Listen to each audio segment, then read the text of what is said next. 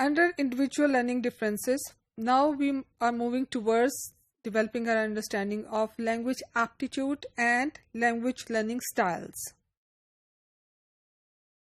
In order to understand what we mean by aptitude, let's first of all figure out where and the idea comes from. Now, every individual is different in terms of style, in terms of mental ability, or in terms of his or her intelligence. And that difference is reflected in one's willingness or inclination towards learning and the way he or she develops that inclination. Individuals have different capabilities for foreign language learning. People may differ in ease and rate of achieving a satisfactory level of mastery in foreign language acquisition. So you see that people differ in terms of ease, in terms of how they find the material simple, and in terms of the speed at which they perform well while others don't. This refers to aptitude.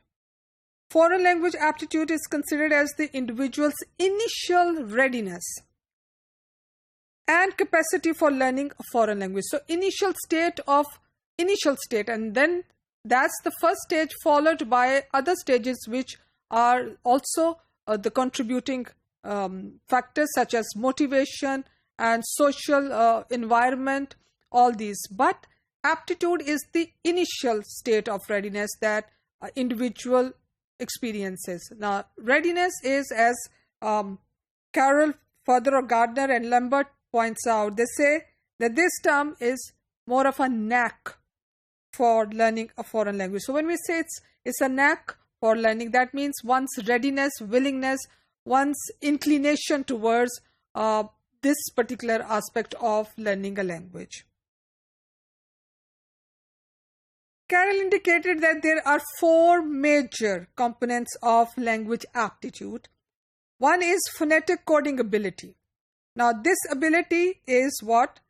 How to make distinction between sounds and how you associate those sounds to specific symbol.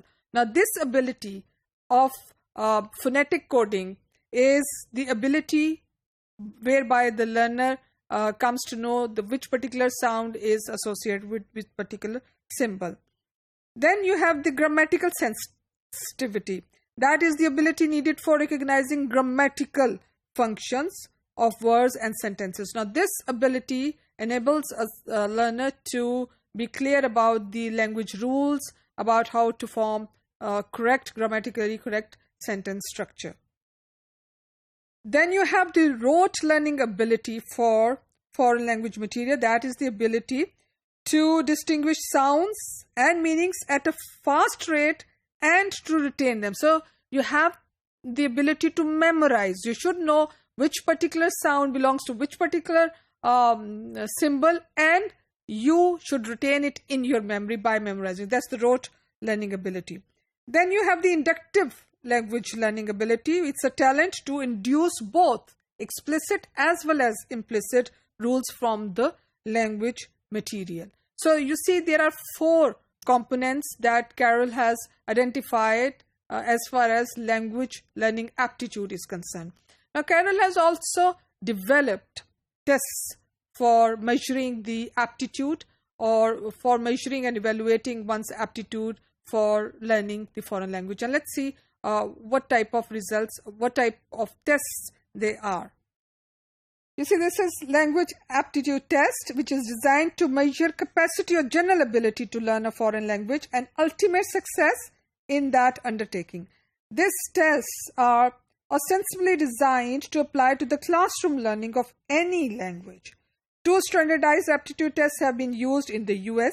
The Modern Language Aptitude Test, which is MLAT, Carroll and Spohn designed that, and the Pimsleur Language Aptitude Battery, which is PLAB.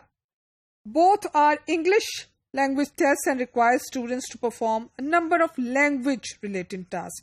Now, the example of Modern Language Aptitude Test is, for example, section 1 has number learning. The subject hears a series of numbers in both language and then asked to identify combinations. So you see that for this phonetic coding aspect is measured here. Then the phonetic script, using different sets of written phonetic symbols, and subject must then identify those being spoken. Then providing spelling cues. Sample words are intentionally misspelled to disguise their meaning. The subject must find the closest match. So that again comes to the rote learning and then also the grammatical understanding. Words in sentences, again, this is the grammatical ability. Grammatical ability to determine different sentences and how the first contains a keyword and the second contains several highlighted words. The subject must choose which of the highlighted words perform the same function as the keywords. Then you have paired associates. The subject must quickly memorize a set of words in other language and their English meanings. Questions are then asked to determine how many have been memorized. So this is one sample of the modern language aptitude test, and you see that Carol has taken lead in terms of designing and measuring one's aptitude. Now we will see the learning style and strategies. Learning styles are the overall patterns that give general directions to learning behavior. Learning style is the biologically and developmentally imposed set of characteristics that make the same teaching method useful for some people and not very useful or enjoyable for others. Strategies are defined as specific actions and behavior that are used in terms of seeking out conversation partners or giving oneself encouragement to tackle a difficult language task, used by students to enhance their own level. So strategies are specific actions or techniques that are used for the students. They are employed or conducted on the students to develop or to enhance their specific skills.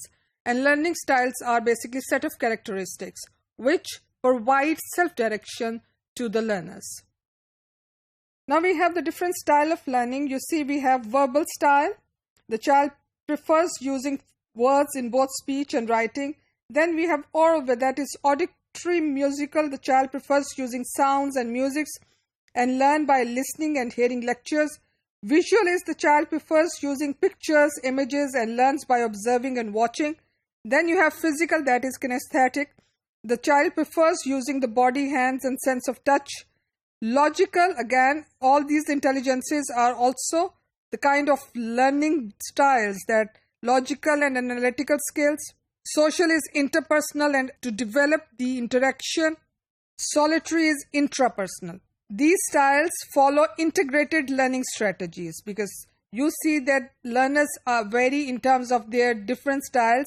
So as far as the learning procedure is concerned, the learners are exposed to integrated learning strategies for the development of their overall language skills.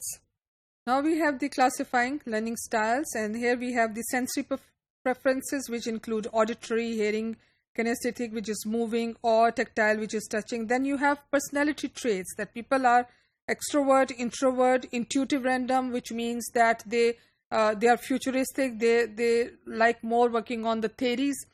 And then sensing sequential are the ones who are more focused on the facts. Thinking versus feeling, judging, perceiving.